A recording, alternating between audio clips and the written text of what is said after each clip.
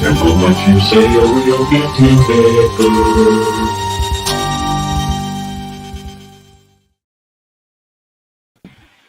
We will have no problem Tim Vickering anybody.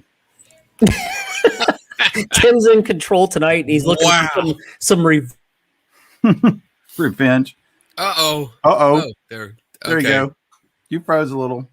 Uh-oh. Well, welcome to Three Tortured Souls. I'm in control, so there's going to be a lot of shit that's going to fuck up tonight as I get drunk. Well, you've made a lot of progress since the last time you hosted. You got the new opening, and everything went flawless with that. So no pressure for the rest of the show and the ending. Yes. Well, welcome, everybody. Hold on, let me get some contacts. I see Bob, Donna, hello. Tonight, we're going to talk about some logical fallacies and why we messed the hell up when we were trying to do an investigation and why we think the way we do, hopefully.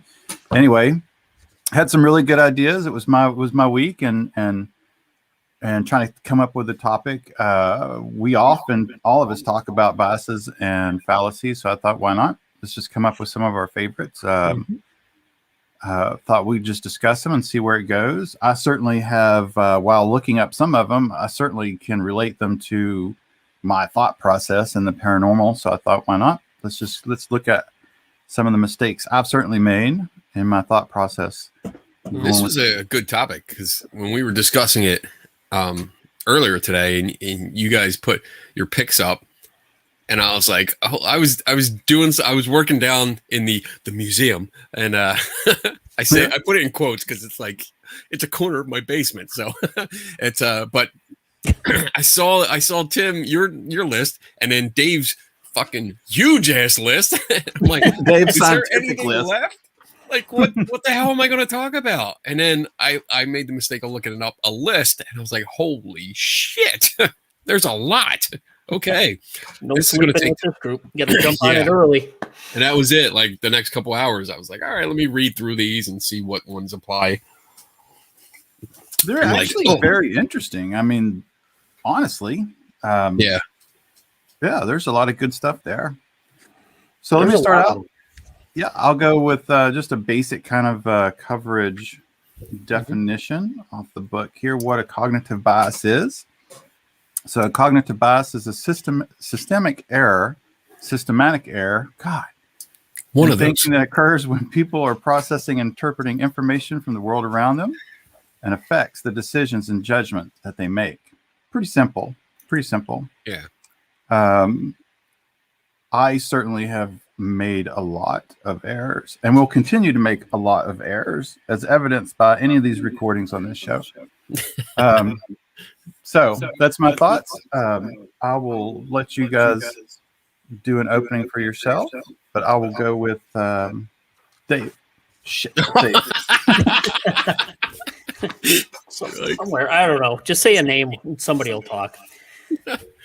Yeah. So when I started looking into this, obviously we all know some common ones that we go through and talk about quite a bit, and they get pointed out to people. But I was actually surprised at how many there actually are. There is a ton of them. There's belief, decision-making, behavioral categories, social memory, and it was like never-ending scrolling to find ones that I wanted to talk about. And some of them are pretty well documented and researched, and there's published papers on them. Some of them, they question, maybe the evidence isn't so strong for them, but they still have a name. And then there's a lot of overlap in some of them. So It's an interesting topic. I enjoyed looking into it, and I think the ones I picked are going to have more to do probably with the majority of them. I think I kind of leaned like, ooh, that has something to do with data analysis, or that has something with correlation. So I, for whatever reason, God, I know it's surprising, I cued in on ones that might be more research and data related. I know, shocker. So looking forward to the discussion tonight. I think we're all going to learn a bunch of stuff. And yeah, Tim sent his list, and I'm like, shit, I don't even know what some of those are. So I'm looking forward to learning about them. Well, there was definitely Kenny's list, so he's probably just going to find like 18 of them to rip on me. So that's good. No, there was definitely one of them when I was said, I'm going to choose this one. I was looking at, and just like you said, I went through and like also looked at each one of them to see what like the support was. Mm-hmm. And there was one, I might have taken it off, but there was one I was like, yeah, I'm going to do this one because it sounds really cool. And I was like, shh, Dave's going to ask me for some shit on this one. I'm not going to be able to have like anything. I'll ask you if you don't have it. That's fine. Yeah. I thought this clustering was bias. That's what it is. We'll get to that. Yeah, clustering bias. It's very, it's good. It has a lot to do with random stuff. So, yep. Right.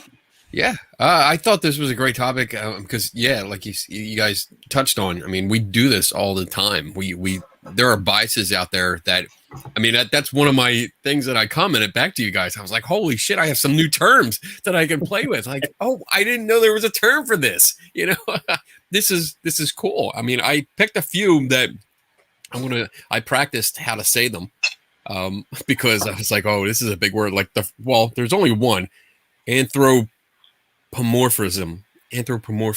There you go. That's good. I had to practice that a couple times. I'm like, how does that sound right? I don't know. So, but it was really interesting. Yeah. Reading up on them and just going through most of the shorter definitions just to get the cliff notes to see what would maybe apply to what we do. So I'm excited to start digging into these and talking about them. So there you go. That's it. Very short opening statement. All right. Well, I'm going to open up with one that is a little personal to me. Like a lot of these come from where I've done a lot of, I've helped with criminal investigation, but a lot of civil investigation I've done. And early on, before I started studying biases and fallacies, I started picking up a habit that I was doing.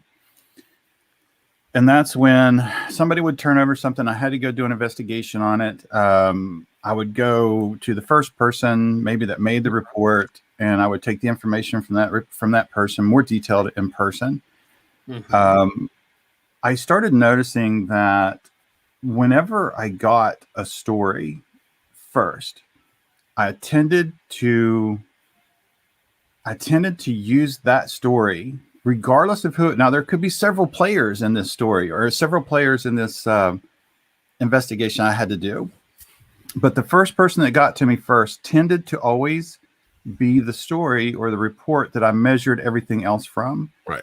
And I started learning that wasn't fair. It wasn't fair. And after a while, I found out it actually had a name, and it's called an anchoring bias. And this is, it's a bias. It's a cognitive bias that we use to set the bar to elevate any other piece of information that comes after that first piece of information. So in other words, you tend to hold on to the first piece of information that you get as a measuring tool for everything else that you go for.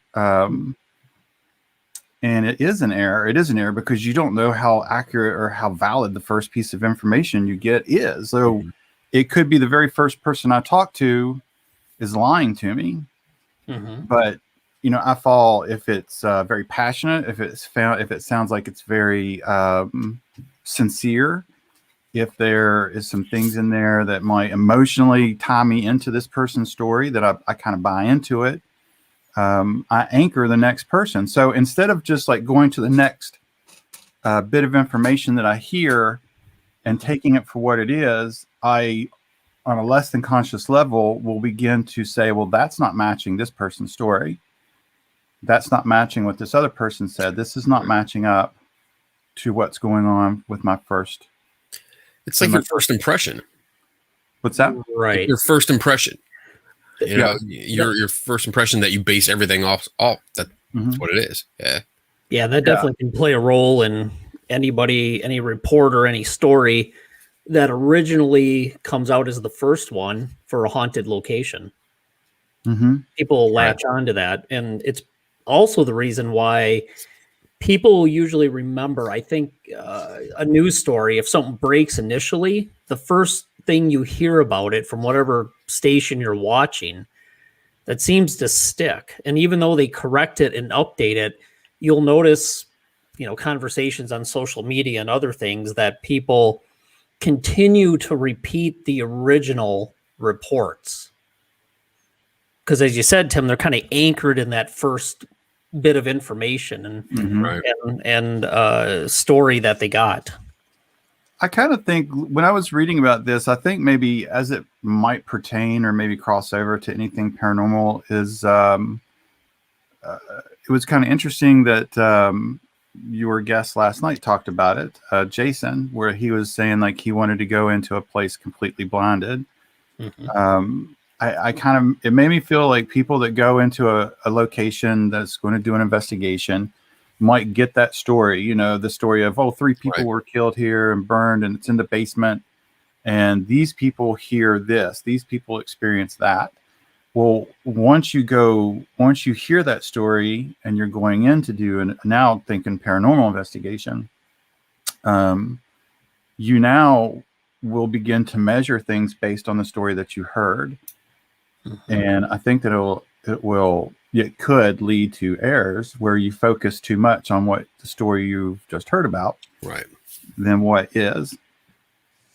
You hear that story about like that certain room that has a certain ghost, and it's like, oh, that's what I heard, and they're going to focus all their attention on that without checking it and seeing like maybe that didn't actually happen. Whatever event that you heard about didn't happen, and you waste all your time.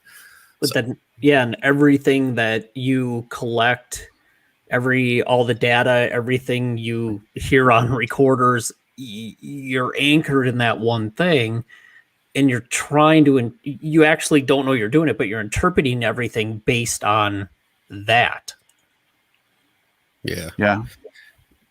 So I'm not necessarily saying that you shouldn't take into account the information that you're going into, but maybe just be aware that, you could mess yourself up just beginning to start giving cause or reason or causality to a story that you heard before you even went in, rather than looking for anything else.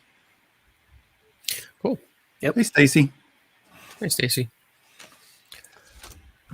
All right. Who's next? Dave? All right. So if I go next, this will be a good one to talk about with the anchoring one a little bit, called the backfire effect. Ooh. I like this one. So it's a confirmation bias, and it's the reaction to disconfirming evidence. So you hear something that doesn't confirm what you believe or what you think, and it only strengthens the previous belief. And you see a lot of this. This one's a little questionable. They say the existence of this bias as widespread phenomenon has been disputed in empirical studies, but enough people talk about it. And I think we've seen it in action. You'll have people that, let's say it's a haunted location. I believe it's haunted. I've been there. I've done that. But somebody who actually, let's say, is an expert in history, looks up the history, reports the history, corrects the facts. For whatever reason, people then just dig in deeper and just try to confirm and strengthen their point of view and their information and what they believe. And what happens, and what I've seen, is that if you get into a conversation like that, you're not going to win. Because when they're just digging their feet in, and no matter what expert opinion you give them, they're just going to go out and seek other information to confirm what they believe, even if it isn't accurate or not. Right. But it has the opposite effect, because I think all of us like to set the record straight and say, well, this is what it really is. This is what the data shows. This is what we found. But people will tend to kind of it's almost like a defensive thing where they're like, nope, nope. And then they go and look up other information. They just dig their heels in. So I can see that happening, obviously, with, paranormal investigators, or ghost hunters going to haunted locations, and you tell them, well, that's not really what happened here. And I know our friend down below there has done that before, where he comes up with the truth, and people tend to just dig in. And what happens is they'll say, yeah, but I had this experience and this person said that, even though it's still not accurate. So They just tend to dig in. So yeah, it's interesting, because if somebody's anchored in the thing and then you try to give them opposing information that's accurate, they tend to dig in even more and defend it even further. So I've seen that in discussions on social media sites about the paranormal. And when it gets to that point, I usually just back away, because you're probably not going to win that one. Right. You know what that reminds me of? I don't know exactly if it's attributed to the right person, but that phrase or the quote that says, it's easier to fool someone than convince someone they've been fooled. Yes. Yeah. I can't remember who that is, but it tends to be true, I think. Yeah, we see a lot of people that it's very easy to accept something, especially if it's extraordinary, and it doesn't go overboard. Like, hey, Superman is real, Iron Man is real. That's a little extreme. But if you say, oh, this place is known to be haunted, people have seen ghosts in there, it's easy to believe that, rather than, or, in case in point, a good example to go along with this is the Conjuring house. Like, it's very easy for people to believe that's haunted because they've heard the stories about suicides and murders inside the house. And it's really easy to do it because you hear that history and you're like, oh, shit. But then once you get that history and you're like, well, I have documents here that state otherwise. Like, this never happened. And it's like, oh, okay. And I see that it's half and half now, I think. I would estimate that half the people will go, oh, that's nice, and then walk away and continue to believe it. Or they'll fight me on it. Well, this person wrote a book, and it's all in there. And I'm like, well, yeah, the book sucks. They didn't bother to do research. Citations, what are they? But yeah, they'll dig in and they'll just keep fighting because they want to hold on to that first impression, that idea. Okay. I think the Amityville horror, or the Amityville house, sounds like that's a good example of, that just seems like that one's done, kind of out there with orbs and the rest of it, but you still see people hold on to it and just still push the haunting for it. I don't know. I think sometimes a lot of it might be, loss of, I know that maybe there's some income. If you're the curator, if you own the place and you are not necessarily trying to scam people, but you're running this place, it's a haunted place, you're letting people come in and you're benefiting from it in some way, not just monetarily, but anyway. And then someone comes along and is like, oh, nope, this is all wrong. There could be some backfire for that too. Just, it still might be a great place to go, but to accept that everything that you've been running this on is not true. Cool. All right. I'll jump in next. Yep. So I'm going to try it again and say this word. Anthropomorphism bias, which is the tendency to characterize animals, objects, and abstract concepts as possessing human-like traits, emotions, and intentions. I found this fascinating because I see this all the time, where it's like a haunted doll, or it's a toy or a gadget that's put out in the middle of the floor, and people tend to give it characteristics of people, like saying, "Oh, look, the doll usually walks around, but it doesn't want to right now.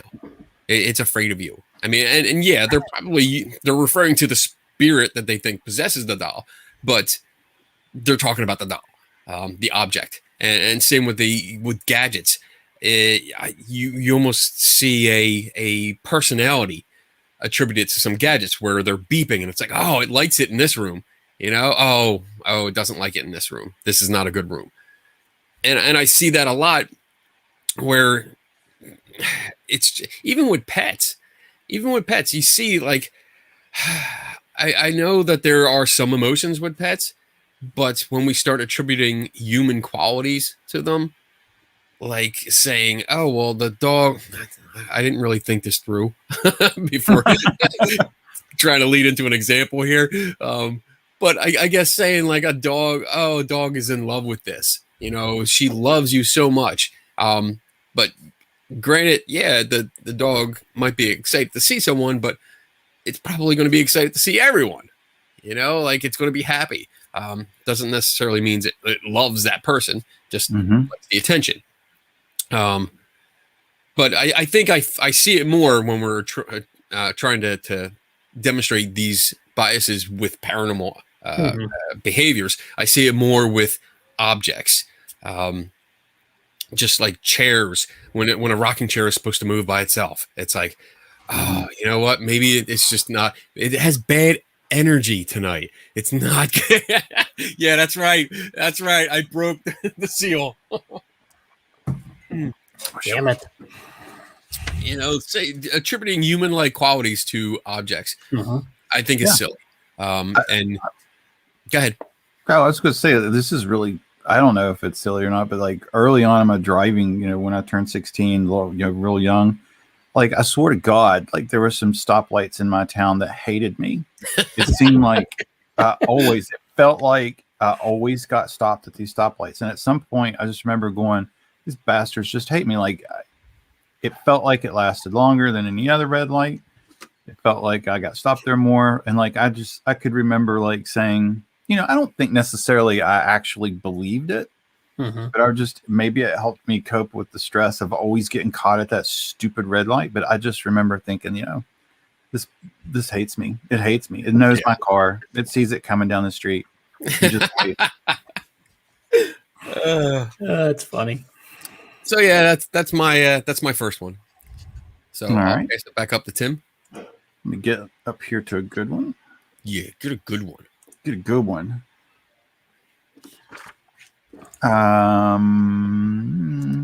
Okay, this is pretty interesting. The availability heuristic.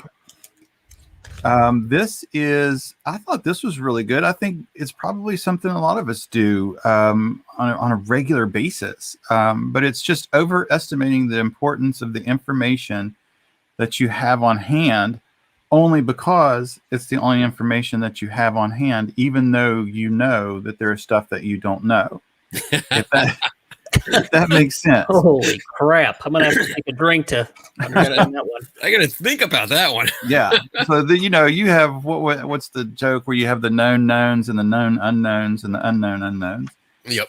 So it's when you are trying to figure something out and solve something and put an end to something, the information that you actually have on hand that you can see or use or test, you put more weight and more importance than the information that you need to have, but you don't have any way to access it yet.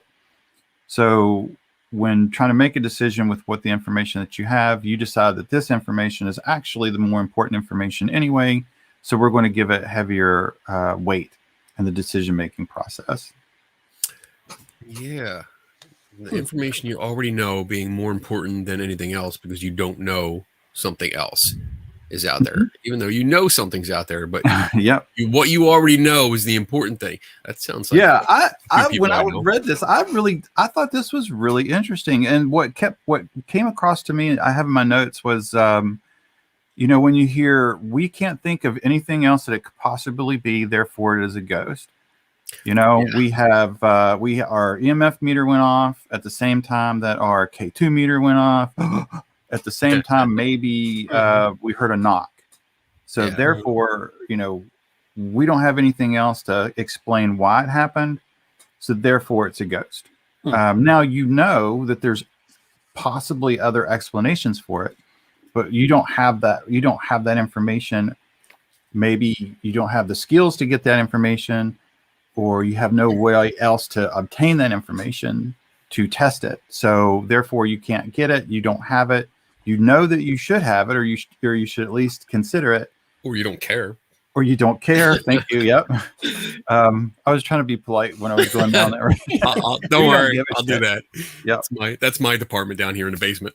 Yeah. So the information that you have is a beeping meter and something that ticks really loud and a knock. So therefore it's a ghost. Right. I agree. Yeah. It's, and I think I've seen that where it's information that they don't know, and they declare it like, oh, we've tried everything that we know of, therefore it's a ghost. It's paranormal, exactly. And instead of looking for other things, and when you bring it up, then that causes problems. But yeah, I think there are some people to take the mean side of it, the unpolite side. But yeah, I think there's people out there that maybe knows that there's other information that they should be reaching for or looking for, but they ignore it purposely because it doesn't fit with their narrative, and they want to continue with their belief and what they promote, and mostly because they have a vested interest in the idea. But yeah, no, I'm good. All right, Dave, anything? Nope. You guys covered it. I'm not sure I can add much more to that. All right, I'll hand it over to you, Dave. All right. My next one is base rate fallacy or base rate neglect. So this is the tendency to ignore general information and focus on information only pertaining to a specific case, even when the general information is more important. So let's say all the general information out there claimed, or that there's a consensus of opinion, and the general information says, I don't know, let's say non-contact thermometers don't detect ghosts, or they're a poor tool to use in a paranormal investigation. But because in this specific case, there was a temperature change, you focus on it. Okay. Because in this one location, there were differences. Even though, let's say, even yourself and the group has never seen that happen before. But somebody here reported that there's cold spots, and they identify it with the non-contact meter. And you basically are just ignoring all the other general information, because in this specific case, you're getting something, which can be part of a, obviously it's a confirmation bias somewhat as well. I think they categorize this as an extension of neglect, but you kind of dismiss all the other information. And I've actually seen this occur both with believers when they're arguing with skeptics, and skeptics when they're arguing with believers, that, oh, we're just going to look at this one specific case, this situation, that's all we're going to talk about, and we're going to ignore all the other information out there. Yep. So yeah, it's just something to be aware of. You got to be open, and you got to understand.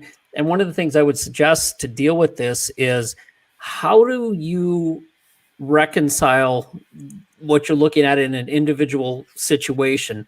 How does that fit in with the general knowledge and what others have repeated over many different situations? Yeah. Yeah, I can see that. I can see that it comes up, and I've probably been guilty of it, where, I started out looking at one case and saying, oh, well, look at this happened here. Mm-hmm. And focusing on the little one without looking at the general idea. And I mean, we're pretty familiar with the investigative techniques of ghost hunters in general, which have no controls at all. So it's all questionable at best. But then, yeah, if you take one specific event and say, oh, well, look, this happened here. And I think the three of us would also go, all right, so what else was going on? You have to look at the general consensus is like, it doesn't work the way you think it works, but you have this one anomaly. What else is going here? Go ahead. Yeah, and I think that was one of the stepping stones that helped me move beyond just going to certain locations and taking certain readings and be like, oh man, this reading is really important here in this one location.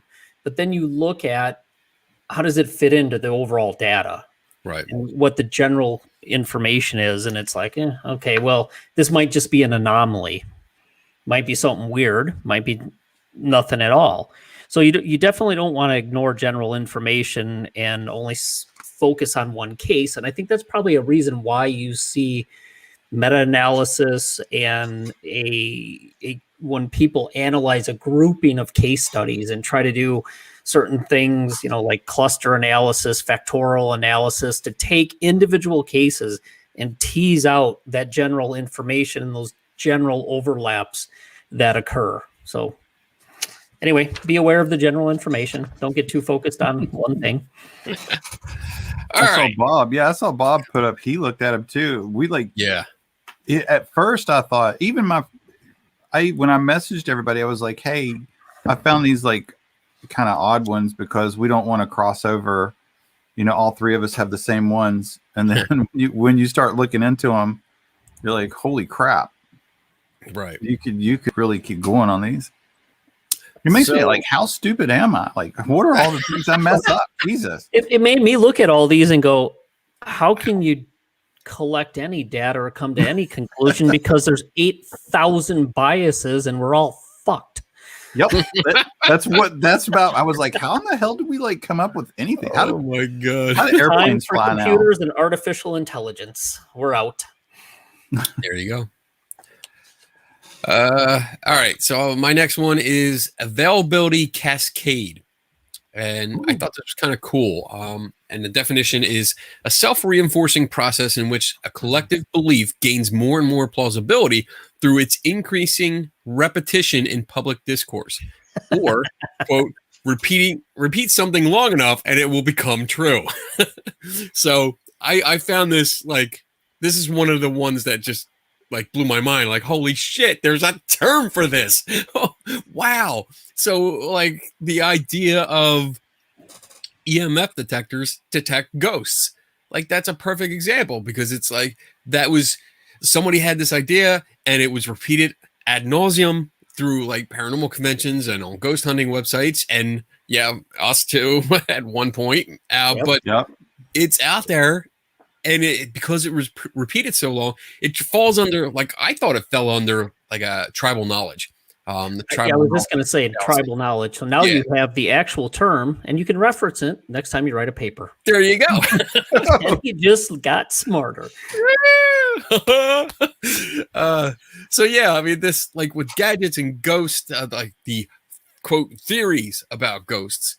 Same thing, when you go to a ghost hunting convention or conference, and we've all been there, and you hear somebody talk, and they throw out these concepts with nothing to back it up, but they throw it out there, and other people start talking, they discuss it, or, I mean, better yet, TV shows, the reality ghost hunting shows, if they come up with a concept and put it out there, then it's just repeated again, and the more it gets repeated, other TV shows pick it up. They repeat the same term or use the same gadget, and it becomes this tribal knowledge thing where it appears plausible because everyone's doing it, everyone's using it. So I thought that was great. When I read that, I was like, "Wow, wait, I gotta read that again." That really applies to so much shit. Wow, that's a good one. Yeah, right. I'm orbs. Right off the bat, for me, early on, I just knew because everybody told you that. I don't, when we're starting out, like, you pick up a few books that are available and you talk to maybe some other people that you find, because, and then you just take what they say. I don't know what else, where I was in my brain at that time. I was like, okay, those white dots are ghosts. Okay, ghosts. Okay, check. The streaky thing, that's energy and a ghost. Okay. And what was the vortex? That was always something. The vortexes, which were camera straps. Oh, the camera strap, yeah. Yeah. Yeah. And believed it believed it just because when someone say why, I'd be like, well, I don't know, because everyone else tells me that's true. So everyone repeated it.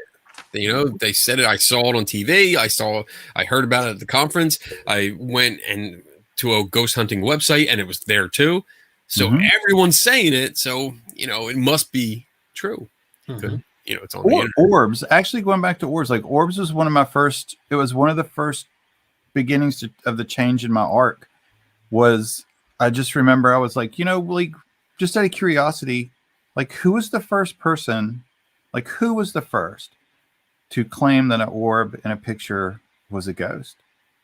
Like, can we just, you know, I just like literally remember having this conversation with the group and the team and our team and going, can we just for a second, like track backwards and find where this comes from just to make sure. And then that was like an immense, like I mean, I have no clue. I never did find out, but because I never could find out the origin or where it was cited or why, made me believe it was, well, shit. And it was just kind of believed.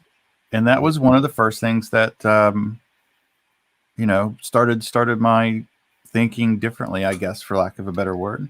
So fun fact, just to interject here, orbs were originally thought to be UFOs.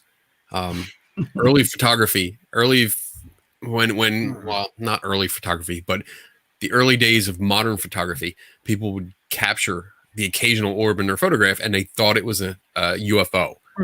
And then that concept went for a little bit and then died off.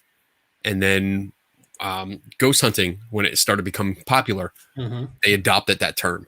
So there was a professor, I think, that did a paper on it. I think they looked at the context. Like if you told somebody, you show them a picture of an orb and said it was taken at night in a remote location, they would most likely say, "Ooh, that's probably a UFO." But if they said it was taken in an old building with a history of weird activity, "Ooh, that's a ghost." I'll define it. This one was different. This wasn't testing that. There's another paper out there where they did the context, which is pretty interesting because it ties exactly to what you're saying. This guy, I forget what his name is, but I'll look it up, and because I know I have it written down in my notes. But he tested the concept to see if he could recreate orbs with old school photography, and he was able to. And it was fascinating, really fascinating. But okay, all right, back up to me. And this is the one that when I did this, I was like, okay, Dave's going to ask for a paper. But when he does, I'm just going to say, you know what? I don't have it. So I'll look it up myself. It's fine. So it's the clustering bias, or also known as the hot hand fallacy. So this is the tendency to erroneously consider the inevitable streaks or clusters or hits arising in so small samples at random to be of importance. So it actually brought me back to the same thing. We've actually kind of talked about a few things, but it brought me back to the same thing with availability heuristic. I think that's what it was, where you have, you hear a knock and your EMF meter goes off at the same time. And you immediately say, because that happened and it's never really happened before, or at least you don't remember it happening, it is therefore important and not to be dismissed. But also when I looked it up, other things were horoscopes. That was a good way to explain horoscopes, where you just have, you have the information that's given to you that's very vague and very general that anybody could do. So you plug in your own information from your experience of that day. So if something says you're going to have a great day, then you automatically look at the things that happen. You look at the things that might have randomly happened, like, oh, I found a $5 bill today. The horoscope's correct. You put in random things that happen into the information or into the situations you have to validate it. But yeah, so small streaks, small things at random in a small sample, and I put that in there, and italics because I know Dave would enjoy that I use small sample, because big samples might mean something, but a small sample is just means it just happened. It's a coincidence. Right. And I love saying that coincidences are the bane of paranormal investigators, because coincidences happen, and it's just the way it is. And that's one of the things that made me pick the clustering bias, was sometimes shit happen that's just really kind of, you don't think could possibly happen at the same time, but it does.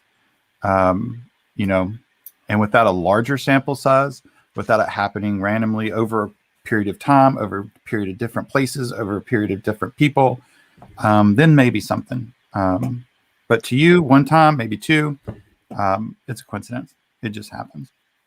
Yeah, and I think what's related to that is, let's say you're collecting data and you see a bunch of hits on whatever you're looking for, and then you stop collecting. It's like, ooh, wow, I got a lot of information. Oh, I got a lot of good stuff right there. But looking at what you're talking about, Tim, is, you know, you're seeing a pattern or something that seems important, but it's really just a small amount of data, and you need to keep collecting and look at it in the bigger picture. I knew that would make you happy. That's a good one. Thanks, Tim. Thank you. It sounds like it's like just pattern seeking. Like you're not looking at the data as a whole. You're looking specifically, like, can I find a pattern? Can I see something? And as soon as it happens, there it is.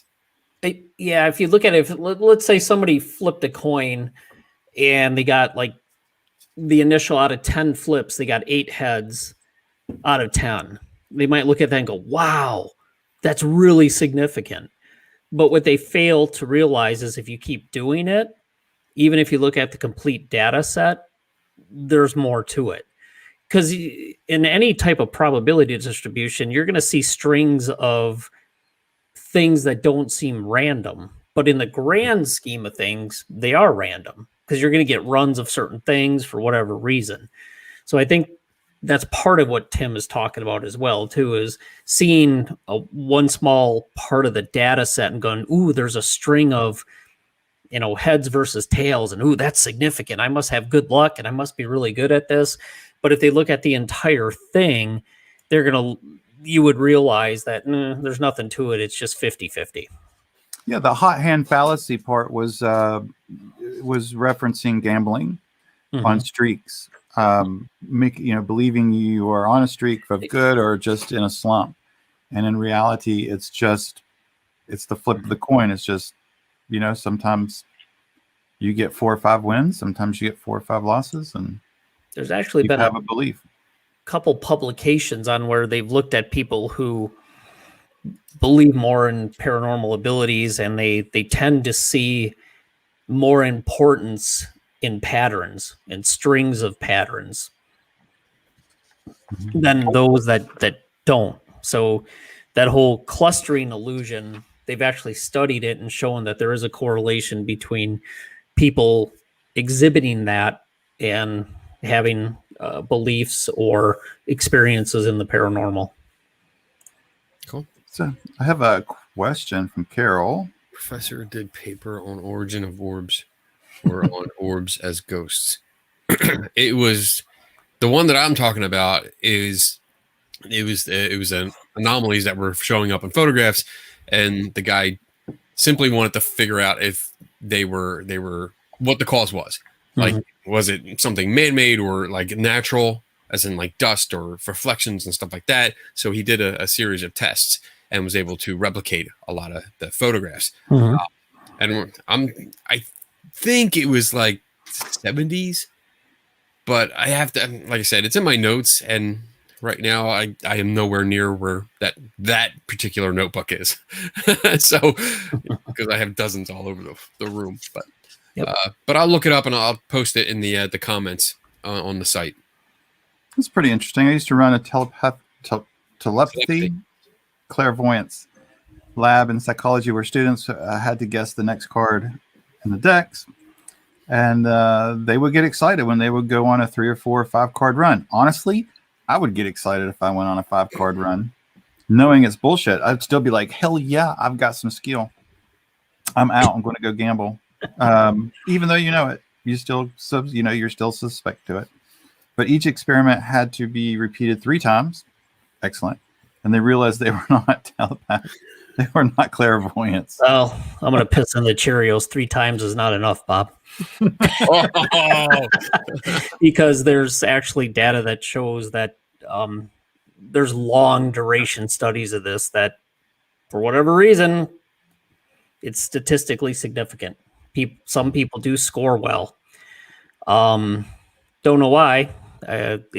They've improved the methods, but 3 runs, then you got to start getting into the whole fact that people score really good initially, and then it starts to tail off. And that's a whole nother factor. So that's a whole nother show. So yeah, but it's a good point, Bob. I agree completely, to show them that just because you do it one time and get a run, if you do it 2 or 3 other times, it may negate it. And the whole point there is doing multiple tests and long enough so I'm not going to get into statistics tonight. That's going to be boring as shit, but you got to make sure it's got enough power to detect the difference in what you're looking for. Anyway, onward. I just got to say, I can't not think of the card flipping and having someone think about what cards you're holding without thinking of Ghostbusters. Yes, obviously Bob needs to incorporate electric shock in his next session. Yep. Oh, look at this. Donna. Join on in. No. 4 He's got my souls. show. 5, 6. Okay, Bob. You got us back on that. All right. I just heard her laughing downstairs. That's funny. That's funny. I forgot. Who's next? Was it me? Dave? Me? Dave, I think. I don't know. Wait, what are we talking about? What are we talking about? Clustering. Yeah. Sure. Yeah. There The you go. clustering is turned into a clusterfuck. So let's move on. I told you at the beginning. All right. So I'll go with congruence bias. It's another Ooh, that sounds confirmation important. bias. The tendency to test hypotheses exclusively through direct testing instead of testing alternative hypotheses. So you That's see interesting. something that works and you just keep doing it and keep testing that one thing, as opposed to having a test that'll identify what your original hypothesis was, but also an alternative one. So you say, okay, in haunted locations, these places I go to are haunted. Well, the EMF meter goes off every time I'm in a haunted location. And you just keep testing that. The problem is you only go to haunted locations. You need to go to other locations that are not haunted and see if there's an alternate hypothesis that would explain why your EMF meters might be going off. That's so good. It's a pretty short and simple one, but I like that one. I like that one too. And I think when we did the discussion with testing batteries in haunted locations and seeing if we could do a power drain, and that's not an original idea. I forget if it was Ben or Joe Nickel. But anyway, someone had written about it. And I don't know if it was you or someone, but anyway, you made the suggestion to you need to go somewhere that it's not haunted. You have to go somewhere where it's not haunted and do the same thing and make sure that you're not getting the same results in a not haunted place or allegedly not haunted place or no reports. And then if you do, you got to figure that shit out. And that was a really good piece of information I learned about doing that. Because honestly, like I was always going to some place that was haunted and repeating the same thing. And it sounds like it really does. Like after you learn it, you're just like, shit, that's pretty common sense. But if you don't think about it, like you just don't do it. Like if someone just is, it was a simple suggestion and it was, I think it's like a really awesome piece of the puzzle when people are doing things like trying to test things is just to go somewhere it's not haunted. Take it out. Like go do something that isn't supposed to make it work or make it, Yeah, and it can even be in the same haunted location. If you sit there and you keep asking your meter questions, which I always laugh at when people talk to an EMF meter, but if you're always doing a response, have you ever thought of an alternative hypothesis of let's just let it run when nobody's asking questions? Because you're testing. That's why it's so important to come up with your null hypothesis and your alternate hypothesis. I mean, is there nothing to this, or does it support the alternate one where there might be something to it? So anyway, that's it. I like that. Yeah, that I like that.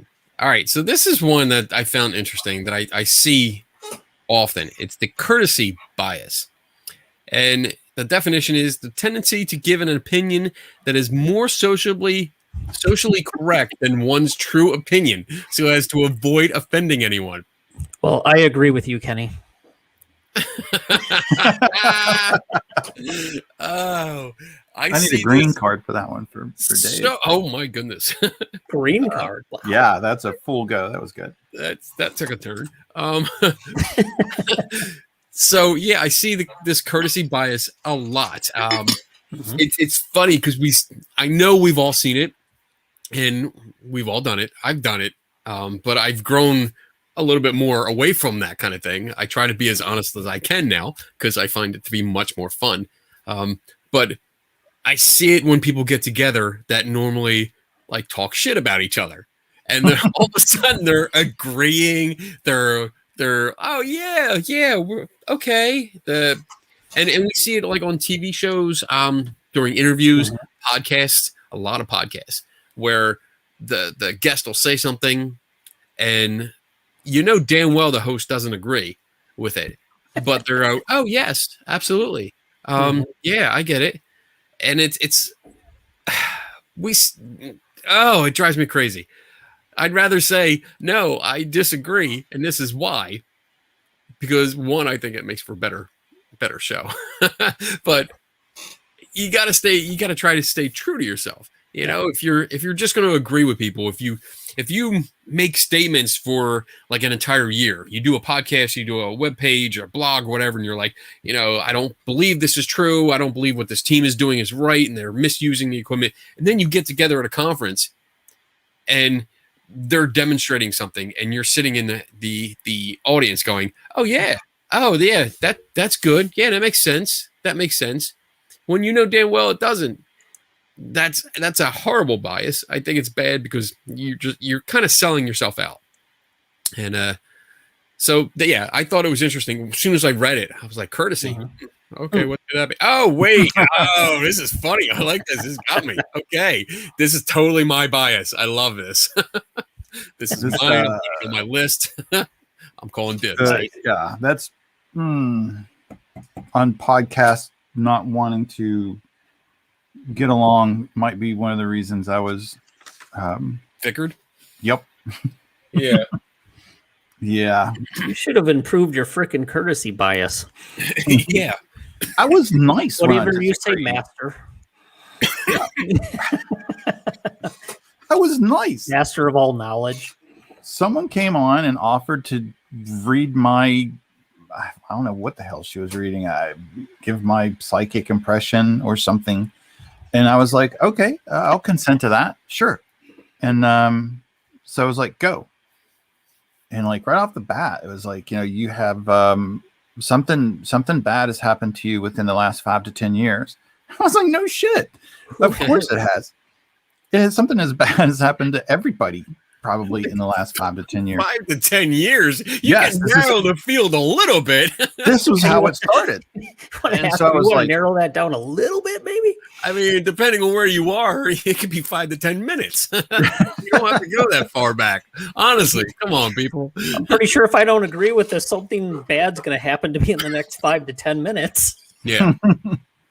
Yeah. So anyway, I was very polite, but obviously, like, I don't want to be rude. I mean, I don't want to be that type of person, but I can also disagree respectfully and just be like, no, that's not how it works. And so I just decided what to do. I wasn't going to ask it. I didn't answer any questions.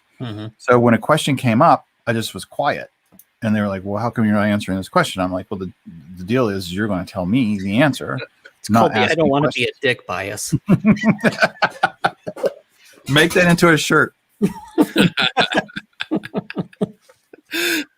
Yeah. Oh man. But yeah, I think people mistake standing your ground or expressing your own opinion with, oh, I'm going to offend them. You know what? Fuck them. I don't give a shit if I offend them. I'm going to state what I believe, because the other person that you're agreeing with, like pretending to agree with, they are already stating their opinion. Right. Why shouldn't you? You know, why shouldn't you have that same freedom? Why do you feel obligated to agree with them? Because what? They're not going to like you? Is some para-celebrity not going to like you anymore? Take a selfie with you? Like, get over it. Just state what you think. Yep. And if, whatever happens, happens. If they get mad and, stomp off, oh, well, take video because it's funny. If they turn around and walk away from you because you asked a question. It's classic. All right. It hurt my feelings. Don't ever cross the Godfather. No. Don't ever ask the Godfather a general question. Oh boy. All right. Nice. Oh. Wait, respectfully, what? Did a bias? No, I think you meant you respectfully had very good disagreements, and also there were sometimes you guys did agree. Yeah. As a matter of fact, I remember him saying it was the first time he agreed with Kenny. Yeah. Oh boy. All Yeah, right. it was a good show. So I have we're coming up on an hour. I'm at my last one, so I saved this one for the last one just because it was I do enjoy it. So it's the blind spot bias. Ooh.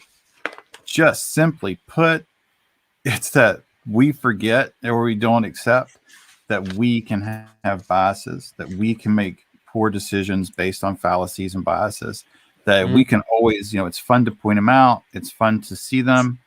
But for some reason, you tend not to turn that information on yourself. And it's called a blind spot bias. I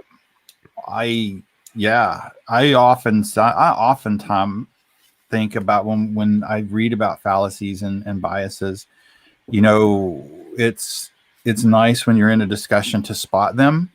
I've learned that telling someone the fallacy that they're using doesn't work. Actually, you get in a lot of trouble.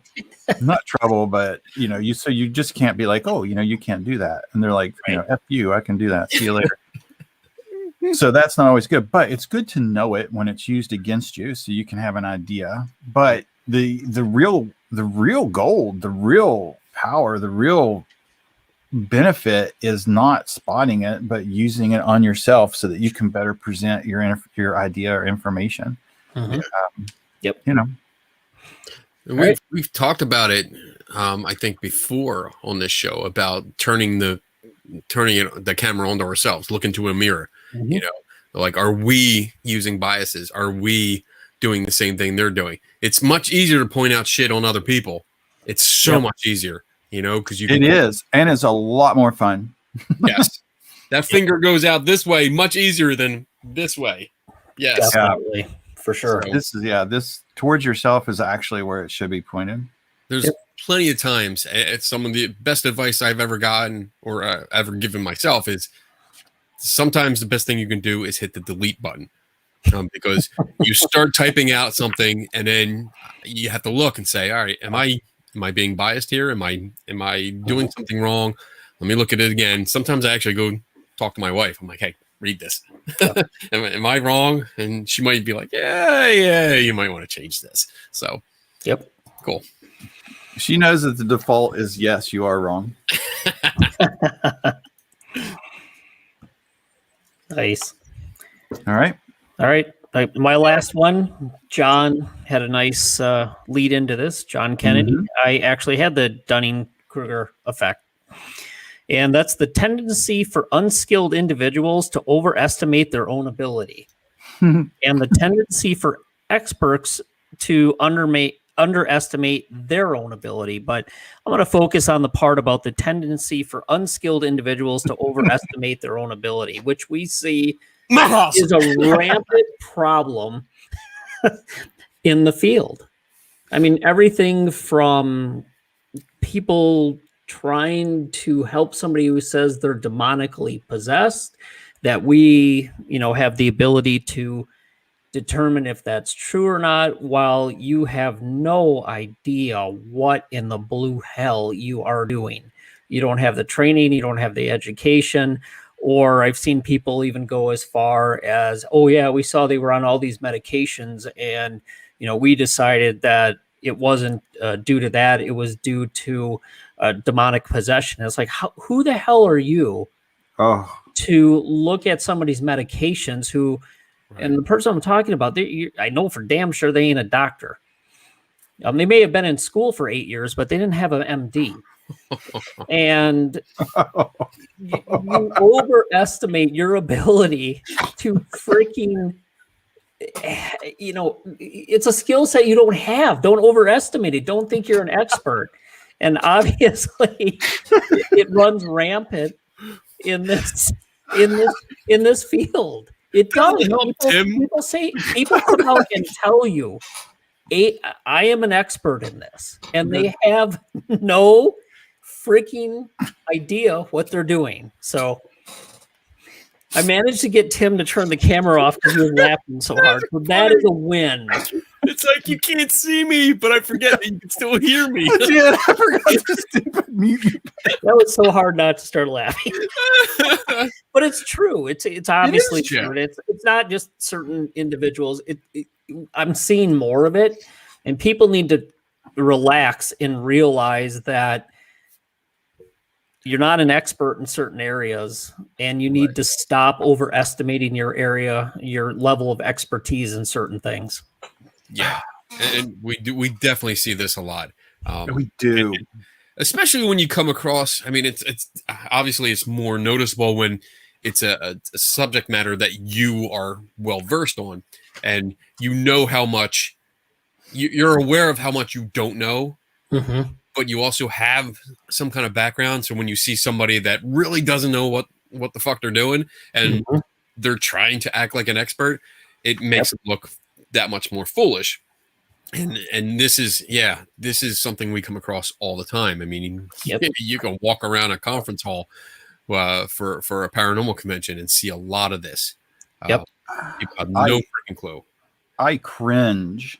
When I read or listen to someone begin to talk about someone else's medication or question someone else's diagnosis. And I particularly get, it's worse than, I don't know, a pet peeve. Like it kind of really pisses me off when I read someone say, no, you don't need to go to the doctor. You don't need to have this checked out. What you need is someone to come in with sage and take care of your house. I mean, that is such an irresponsible thing to say to someone. But that might be a little overshot for what we're talking about, because going back to like listening to someone say, I'm listening to your medications. I'm not a doctor. I'm not a pharmacist. I've never had any training whatsoever, but I had a cousin whose friend was on these very same medications and they didn't need them. You might as well just say you slept at a Holiday Inn for one night. Just thinking that as soon as you said it. Because that's your level of expertise. Yeah. I mean, the level of gross negligence, criminal I mean, just negligence of telling someone. I mean, even a professional that's licensed would need to see that person and do some type of diagnosis with them before just saying, they would have that much information. You need to come in for an assessment. Or a general practitioner would even refer them to a specialist. Right. Yeah. They don't even think they're experts in certain areas. I think that's the key here. If you're at a point where you are thinking in your head, I know what I'm talking about. I'm an expert. I'm a veteran paranormal investigator.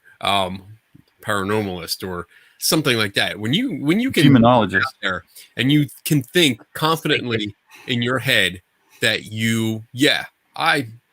I'm an expert in this, then I think at that point, that should be the red flag telling you, no, you are not. And you should really look at yourself. You should look at yourself in the mirror and maybe listen to the people around you that are telling you, no, you're not. That's my 2 cents, just putting it out there. But again, like I think Dave, you touched on it. It's not just one person. It's a lot of people do this. Oh, a yeah. lot of people. Yeah. I used to do it. When I was a ghost hunter. I was like, yeah, I'm a ghost hunter. I watch the TV shows. I got all the equipment. I got my photographer's vest with bulging pockets. I know all this shit because, I watched Ghostbusters. I know how to do all this shit. I'm an expert. Yeah, I can tell you anything. Oh, man. I'm 48 years old with 73 years of experience. Yes. And you know what? All I was doing, I was just thinking up shit. And like, oh yeah, I think I can explain that. So that's a good one. I love that one. All right, I'll do my last one here. What am I doing here? Because I have a few to pick from, but I'm gonna do the framing effect, which is a cognitive bias where people decide on options based on whether the options are presented with a positive or negative connotation, as in like a loss or a gain. And how I relate this bias in paranormal community is how certain groups are portrayed. And I'll definitely use in personal experiences where I've attended, I don't even want to call them lectures, because I expect to learn something at a lecture. Sometimes I go to them and I don't learn shit. I get dumber. But I've gone to talks where it's like, oh, okay, yeah, this, the paraceleb, insert any name here, said this on their TV show, and it was great, and they had all this evidence, and they were able to demonstrate that it lights up and it makes noises whenever a ghost comes in. That's a very positive attitude, and it's presented as such, and people in the audience are like, oh, wow, cool. Yeah. And then you can immediately turn and go, but those skeptics, they say this. Like, I think you caught the tone there. There was a change in tone because I'm practicing my acting skills too.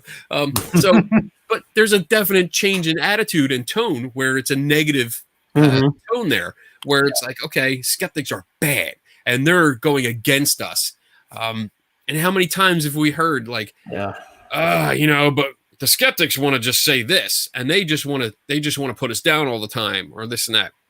And I mean, it goes the other way too. I don't want to pick on one side. You can have like more cynical people that are doing some kind of talk and say, well, the science says this and this and this, and they've done experiments where they've been able to repeat this effect over and over under controlled conditions, and it was very positive outcome. That's a very positive outlook on it. Whereas they can switch gears and say, but there's ghost hunters out there, and those unreality shows, they want to do it this way. And that's bringing the entire community of ghost hunting into a negative light. It's just painting them as the evil person, the bad guy. I mean, maybe they are, maybe they're not. But you shouldn't be presenting with a bias. You should just present the information like, hey, ghost hunters say this, skeptics say this. This is the information we have to go on. Yep. And so I found that when I read that, I was like, oh, that's beautiful. That's a good one. Yeah, really, it is a good one. Really comes up, and I mean, we see it a lot. And I would encourage people to pay attention next time. Conferences are starting to open up again. So when you go and you sit for a lecture, for anyone, if you watch a YouTube video online of someone giving a tutorial about paranormal or something like that, or even just telling a story, listen to the change in tone when they go from what they want to present you and want you to accept and what they don't want you to accept. And you'll start picking it out, and it's amazing. All right, I'm good. Good one. Thank you. Yeah, I like that. There's a question. I think it's related to yours. Do they use that in court, prosecution, defense? I'm in my experience, and I'm not an attorney or have any training in that, but in my experience, attorneys want to win, so they will use whatever they can. I don't think it's beyond, look at, my defendant, he's on 2 registries. He's really a great guy. It's just because those people over there just want to, they're mad at him and they want to, lock him back up for failure to register. And, they just don't like him. Maybe something like that I could, it seems like I've heard, but in my experience, within the ethical bounds, if somebody can use it, they'll use it because their job's to win, their job's to defend their client, or prosecute the alleged offender. I mean, it's just their job, and they're going to do their job. Yep. Right. Cool. All right. I can sneak. I have a quick one. Yeah, do it. Go. Throw it in here. It's functional fixedness. I think I'm saying that. Fixedness. Ooh. Functional fixedness. And it's, I remember this one. Quick one is limits a person to using an object only in the way it is traditionally used. Oh, and yeah. In how I'm relating it to paranormal is like the first thing that came to mind, the traditional use of EMF meters. And we've talked about it before. And every time I see someone using one, I try to tell them, like, look, this is a single axis meter. You have to do it this way in order to get a semi-accurate average reading. And it's like, oh, okay. And they go right back to immediately going like this because that's what they know. They have the traditional use. That's the only way they can do it. This new way just doesn't jive with them, and they don't want to accept it. So I just want to throw it out real quick because I was like, oh, that's a K2 meter. That's totally a K2. Might be a nice lead up for us to talk about that study we did with the EMF meter in a non-haunted location. Ooh. Maybe next week. Ooh. Hey. Okay. There we go. Yeah. I actually remember that. I have not heard that in a long time, but that was in my experimental class. Functional fixed. What was it? Fixedness. That word just makes you giggle, doesn't it? Functional fixedness. That doesn't even sound like it should be a word. Fixedness. Anthropomorphism. I'm just happy that I got the first word out. The first term. I was so worried. I'm like, I got to practice this because they're going to make so much fun of me when I mess this up. All right. Cool. All right. That was fun. That was fun. There is a whole lot of those. I actually, and which was more interesting from all of us is we kind of like we ditched and avoided like the common ones. Which I think is actually pretty cool. Like I stayed away from the things you the typically hear, ad hominem shit. You know what I mean? Ad hominem attacks. Yeah. Ad hominem attacks and straw man, fallacies and things like that. I stayed away from.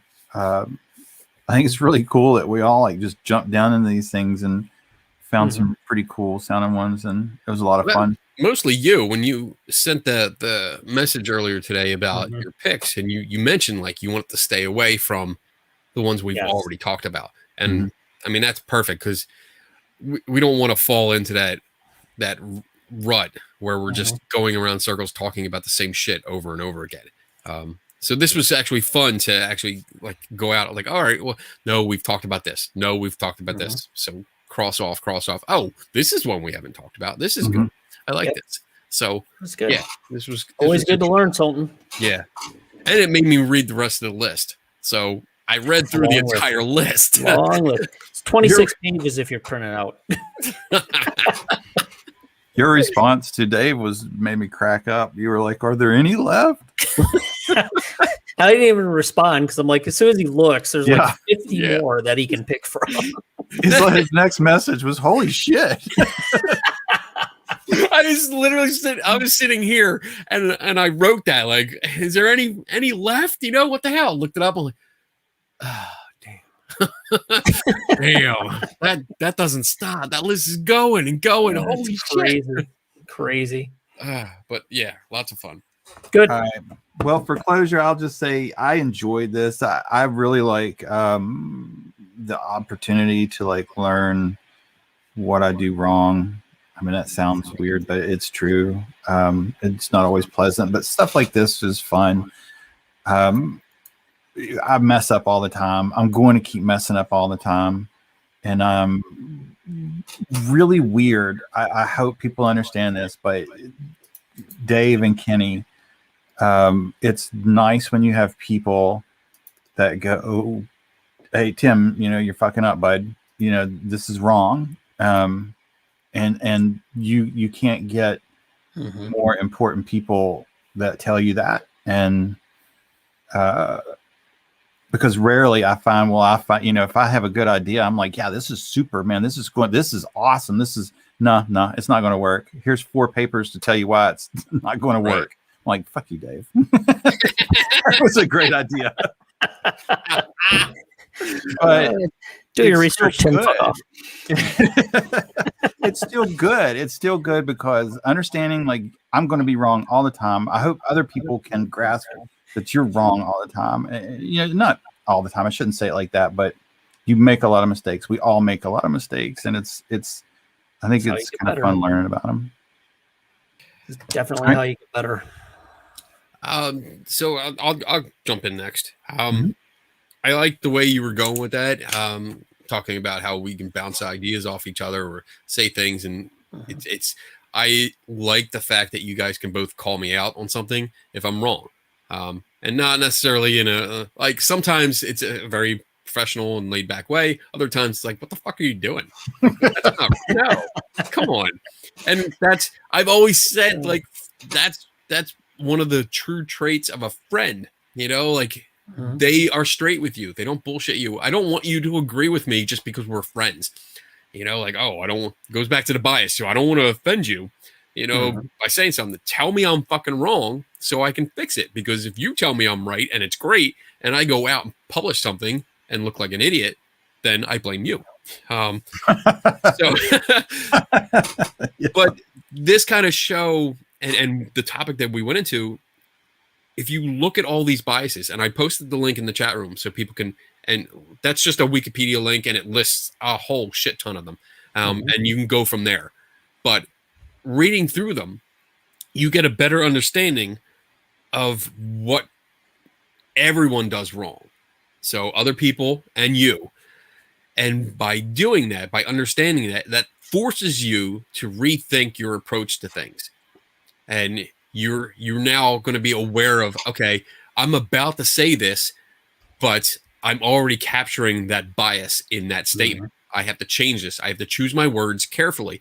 That's where the phrase, well, I'm totally ad-libbing here, but when you say I have to choose my words wisely, and I've said that a few times, and I usually say it in my head because I don't want to, you know, get people like, oh shit, what's he going to say? It's usually like, all right, I have to slow down, think about what I'm going to say because I don't want to fall in one of these traps. And it makes for a better conversation. It makes for a better argument. And not an argument as in screaming, but an argument as in a debate and a discussion where you're on both sides of it and you're stating your case against someone else's case.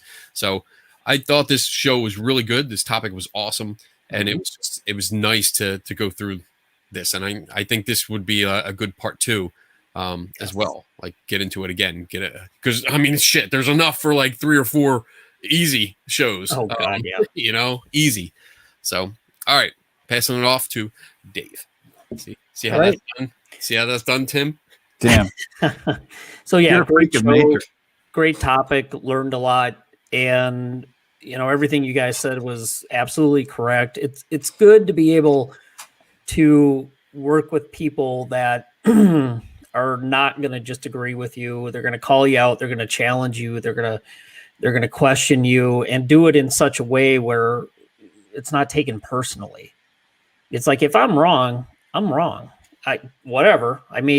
maybe I'll push back a little bit, but ultimately, if I have, Tim and Kenny pushing and saying, no, we both think you're wrong, it's like, okay, then I probably need to rethink this.